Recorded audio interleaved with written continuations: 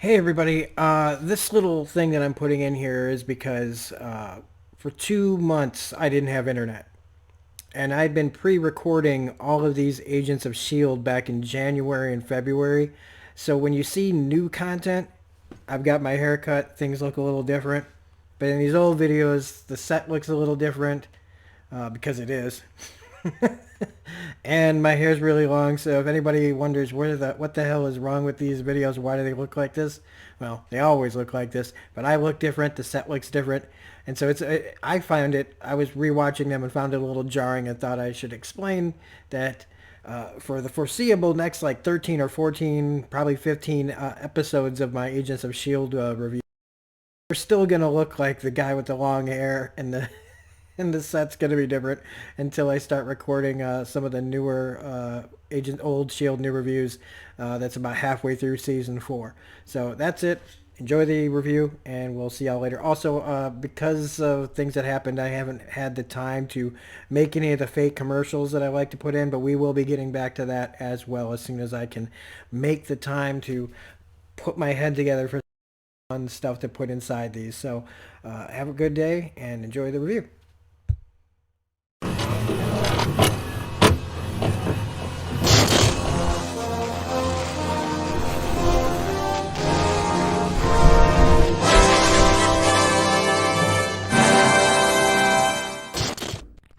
Ba ba ba ba ba ba ba ba ba ba ba ba ba ba ba ba ba. Ba ba ba ba ba ba ba ba ba ba ba ba la la la ba ba ba ba ba ba ba ba ba ba ba da da da da da ba ba ba ba ba ba ba ba ba ba ba ba ba ba ba ba. All right, hey everybody, welcome back to the channel. How's everybody doing today? This is Rob here at Smirking Gun Reviews, back with more Agents of Shield. We're doing our old Shield new reviews. We're on season 3. Forgetting to his boy. This is season 3, episode 20, Emancipation. Big episode. Finally able to say that with all the darkness, the light is starting to shine through a little bit, but on the way to get there, we have losses, we have civil war, we've got new monsters, and a trick that was fooling me for the most part, just because the writers have made Lincoln be such an asshat through most of this series that even it becomes very convincing when somebody like him actually pulls something off and actually does something good. And it's a testament to that they know that if all they have to do is write Lincoln like the way they've been, and you can fool us into anything just about. But this is the big kind of Civil War tie-in where they have at the beginning, they talk about it, and Coulson and sitting at a bar having to listen to it, and the announcement that Peggy Carter is dead at age 95, and the Sokovia Accords, which is plays the kind of the catalyst to why Talbot and everything is going on in this, is to register shields and humans and bring them back into the fold. It's always great to have Adrian Pasdar back, but we also get Lash back as well, even though it's the last episode for Lash. And as awesome as it was, it feels a little skosh underwhelming because he kind of disappeared for so long and then he just kind of goes. But it was a badass scene. It does come full circle. It does prove his purpose. We just didn't know it until the very last. The thing is like, though, is they always talk about what the purpose of Inhumans is. Like, they have one thing, but it's like, in the comics, what does that mean? Does that mean that Black Bolt's only purpose is to sit around waiting for that one thing? Even though I believe in the comics they're all dead. So, moot. They killed the Inhumans after they failed on the TV show and then got the X-Men back. Coincidence? Makes you wonder if the Inhumans will ever come back. But it is an IP that they own, so they'll probably way down the line try to figure something out. Maybe X-Men versus Inhumans. Who knows? But this whole thing, like I said, sets up Talbot wanting to take inventory of S.H.I.E.L.D. See what they have. All cards on the table. And in this, they pretty much do tell Talbot everything that he needs to know. Everything but the big secret plan that has been forming underneath everything. I do love the idea of the bar, buckle up, shooting. Talbot is always always put off by all the tech and the gadgets and the basically to him probably wizardry that goes on behind the scenes. But I also think he's just really jealous. At the same time, he's probably one of those guys who's just like, man, I wish I could actually work in this place, but he's a military mind, so Shield's too many secrets for him, and they like control. And so then you have Hive's thing. Hive basically giving Daisy this ultimatum that, if you can't get Shield under control because she's trying to hack in and keep them off their backs, Shield just keeps finding them. Hive has to keep moving. He's basically saying if they find us anymore, we can't ignore that. We're going to have to take them all out. And you have that part of Daisy that's kind of like, well, we don't really have to. And I guess maybe that's the one part of her that's fighting. And the only reason Hive is putting up with it is because he needs her blood. And it's the whole reason. Everything that he says, right, is just like Grant Ward. Right? We talked about this. It's all these people that are inside him, right? Some of it has to have a little bit of influence on him, like using those memories and how he talks and acts and chooses to be Grant Ward, which, you just pick one thing and go with it. Brett Dalton's a great actor. So, but the next step is the blood. And they use it to create inhumans out of regular humans, ones that were never meant to be inhumans. And this is where the watchdogs come in. So we have a return of the watchdogs, a very, very relevant bit of stuff, especially for today. Watching these militant guys talk about killing people that are different from them, and very anti-government group who, if you're one of these people and you watch Agents of Shield, you watch Watchdogs, and you probably get a hard on the size of the fucking Washington Monument. But they're bad guys, they're villains, and they're full of fear. And this episode has one of the great lines from this series that gets overlooked. But we'll get to that. That has to do with why people like the Watchdogs, and in our real world, why groups like this exist in real life, and why they are a real, clear, and present danger to democracy. And I don't know, like something needs to be done about that shiz. I just used the word shiz. I'm sorry. Um, Meanwhile, you've got Mac who's lost hope because of the beatdown. We should talk about that. I didn't talk, I don't think, enough about that in the last episode review, was how much of a beating he took. That was rough. But also how, interestingly enough, it kind of correlates to Ward's death by Coulson's hand, who crushes his chest with his power hand, his robot hand, and how on the flip side you've got Mac and Daisy who are partners, right? So Ward used to be an agent of S.H.I.E.L.D. Coulson kills him with his robot hand, and then Daisy and Mac, who were partners and friends, she almost crushes his chest in with her powers. And it was brutal. It was really, really brutal. And so Max lost hope. And that's where we get, Elena comes back, Yo-Yo. And it's really great to have her back. She's going to be a staple of the show basically from here on out. Thank goodness. Because I love Yo-Yo's character. She has such a great arc, even though it takes a while in season 7 to finally get to to finish it.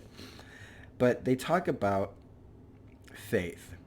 Is it a word that we use to fool ourselves? Now, I'm not religious. I was raised in a cult. And I don't follow any religion. I don't believe in much anymore.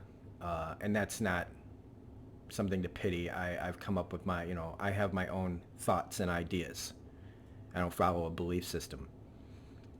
But faith can be a lot of things. It doesn't have to be in religion. It can be in people, in ourselves, all that stuff. And so I don't hide from that word. I just find a way for it to make meaning to me. And I think that that's what a lot of people do. But when they're talking about like the watchdogs and why they exist, right? And they're talking more about like running, stopping and not doing anything. But it fits for the watchdogs, right? Because it says that evil preys on the weak because their fears are strong. And that is what we're seeing in our world today. Is the people that are weak and afraid are being preyed on by the people they think are protecting them. They use their faith, they use their religion, they use their belief systems against them, and they stoke their fears, and then you have groups like the Watchdogs. And there's more to it than that. But in a nutshell, one of the things we see, why we see it today, is because people are fooled by the evil people, trying to convince them that they're on your side, and they're not. They are using you for your own agendas. And here we get the watchdogs who presumably are kind of running themselves like a lot of militia groups. Who knows? Maybe a lot of militia groups don't even like other militia groups. I don't know. But that's where they come in. And they needed new volunteers for, Hive's new test. So these guys who are all a bunch of Billy badasses, right? Follow James into a dark alley who, I know we're getting, we have Ghost Rider in season 4, but when you see a guy pick up a guy I don't like as a character, picking up a chain and wield it like Ghost Rider would, it's still pretty fucking cool. And they trap all these watchdog guys and turn them into what looks like Assface from Preacher. And while everyone else, even James, is horrified by their presence, Hive is like, these are my people. But the thing is, I think a lot of that stems from Hive not having any other options. This is what I have. I don't really care. I'm a parasite. Once I'm done on this planet, I'm moving on to the next one. So he creates these guys that just look, and what's funny and a bit weird is that they actually do growl now like dogs. I don't know if I guess that's irony. Would that really happen? I don't know. It's comic book shit, so fine.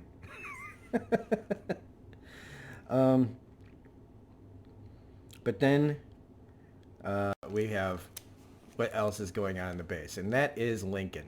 Lincoln, and his, let's just call it what it is. It was a trick. It's a trick, but it's so convincing of a trick because the writers have established how much Lincoln is only in this for Daisy and how annoying he's been. And so I don't know how far back they were like, we need to really establish that Lincoln is so in love with Daisy that he'll do anything, that by the time we get to the actual trick, we are all convinced that he is a complete moron. And it's such a hard time to talk about because I try to be objective about it. I really do. But even I have, been swayed by it. I just don't like the character because the writers made him this way. And, for all of you out there that only hate him secretly, you won't say it out loud, but because you don't think he's right for Daisy, a fictional character that you'll never meet, or Chloe Bennett, that most of us won't meet, that's not reason enough to dislike the guy or the actor. It's the writing. And they made him this way, and now here we are.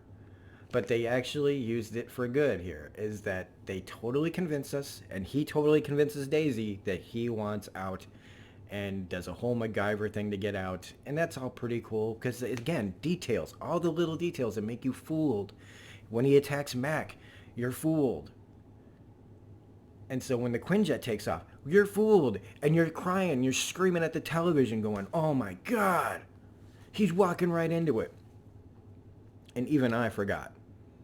Because again, I haven't seen these episodes since they first aired, and I remembered Lash having to do something with all this, but I didn't know right now. And then I was like, oh, but I also knew what would happen once Lash is let loose. So May and Lincoln and everybody else, well, May, Lincoln, and Coulson were in on it. Talbot, Mac, some of them weren't. And so they sent Lash instead to take out Hive. Desperate measures call for desperate action. And so Lash arrives to do what his purpose they think it is. And yes, Hive gets the crap scared out of him. He gets a hole blasted in his chest. He releases his watchdog army that proceed to get killed. So we get to see Lash be a badass one last time as Daisy tries to stop him. But Daisy's blood's all been used up practically. In fact, Hive is telling her, we need all your blood now. Because, as the argument was stated earlier, like, why would he kill her? Well, if you can make 1,000 of her, once you have that, what do you need her for? You haven't, as much as the intelligence that she has, all the things that Hive would be inside her, he wouldn't need her anymore. It's why everything that comes out of his mouth, like Ward's, is just bullshit. And they willingly, because of what he does to their brain, does it. But Lash does the true purpose, apparently, of the character, which is to save Daisy from Lash's influence by pulling it out of her and freeing her mind, saying, now you're free. Now, the reason I hated his death is because it comes from James. He throws his Ghost Rider chain through his chest and kills him, allowing her to escape and get away from Hive's influence, but we lose Lash as a weapon. And it fits, I guess. It kind of had to happen because once that, I don't know, you can only use that trick once, I guess. They didn't want it to be that easy, right? That Lash could just come back and take care of Hive in round 2. They needed it to make it more difficult. Plus, somebody still has to die out in space. And we still have the 2-part finale to go. So there's only 2 episodes left here, folks. And I also love the phrase Swayze Daisy. Talbot says. I wonder who came up with that. And so that's about it. Daisy arrives home suffering from withdrawal from the symptoms or what Hive does. Guilt. Lots and lots of guilt we can expect in the next couple of episodes for Daisy to everything she's done, but also the fact that she was, in her mind, content and had peace and was a part of something. And having to realize that it was all bullshit is not going to be easy for her to deal with. And they talk about having a little faith. So as awful as it was, we lose Lash, who was, he was a killer. But his purpose is served. We get Daisy back finally. But now we're going to have to deal with the fallout from that as we ramp up for this finale that's going to end with one of our characters dead in space. I wonder which one, since the team is all alive at the end of season 7. Spoilers. You can always assume that there are always going to be tons of spoilers in these videos, folks. So if you have not caught up on Agents of S.H.I.E.L.D., I should say these things at the beginning, right? I always just get ramped up and then forget to say it. But that's Emancipation, everybody. If you like this review, please hit the like button, comment, share, subscribe, hit the bell for all notifications. Otherwise, you can also find me soon back on Dee's channel, Dee's Reviews. We'll be talking all about Season 3. Actually, that'll probably have already been out by the time this airs.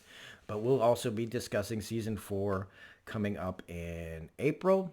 And in March, we'll be talking about Agent Carter Season 2 over on Dee's Reviews. So, thanks for watching. We'll be back with episode 21, the first of 2 finale. And then that's it. We're moving on to Season 4. Have a great day, everybody. Bye.